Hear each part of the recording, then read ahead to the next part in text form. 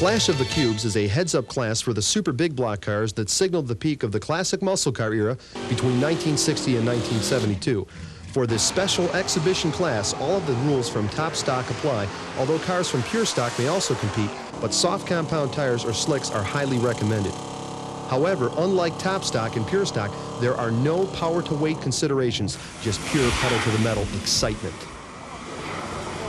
For 1992, the Clash of the Cubes is being sponsored by Muscle Car Review magazine, which is put out by Dobbs Publications of Lakeland, Florida.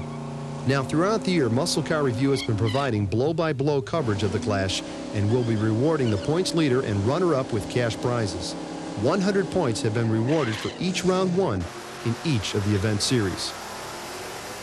So far, the leaders are Barry Poole of Chatham, Ontario with 400 points and Derek Smith of Hicksville, Ohio with 300 points. The World Finals will be the determining factor in the epic Clash of the Cubes. First up in round one is Terry Polk of Houston, Texas, driving a 70 Buick GSX. He's alongside Derek Smith in his 69 454 Corvette Roadster. And it looks like the Chevy 454 is going to outrun the Buick 455. It does, 11.51 to 12.84. Barry Poole is running his 68.5 428 Cobra Jet Mustang in an impromptu buy run, as his opponent had neglected to sign up for this special race. Barry eases it out of the hole, but the way he's slamming those gears, it looks like he's going to finish flat out, which he does, 11.24 at 120 miles per hour.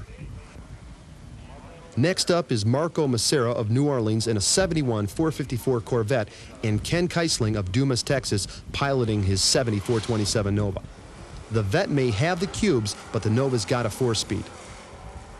Well, it doesn't matter because Marco red-lighted. Ken breaks the beams, 12.01 at 113.10. Doing a real buy run is Mike Semchi of Newton Falls, Ohio. He's driving a 67 GTO powered by a 400 cubic inch Pontiac motor, the only small block in the Clash of the Cubes competition. He sleeps at the lights, but like Poole, he's hitting the 4-speed pretty hard in an all-out effort, 12.23 at 111 miles per hour. Okay, Mike is back for round two, but this time he's facing old pro Barry Poole in the Cobra Jet Mustang. Good start, but Semchi's acting like he's broken something. Poole breaks the beams, going 11.20, while Michael coasts through at 15. Next up are Ken Keisling and Derek Smith with a 4-speed and an automatic, respectively. Ken's Nova launches too soon and gets a red light.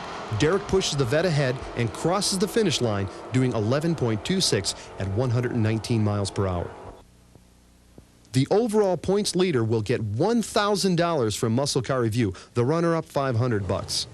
It just so happens that pulling up to the line are Barry Poole in his Stang and Derek Smith in his Vet, so whoever wins this race will be the big kahuna.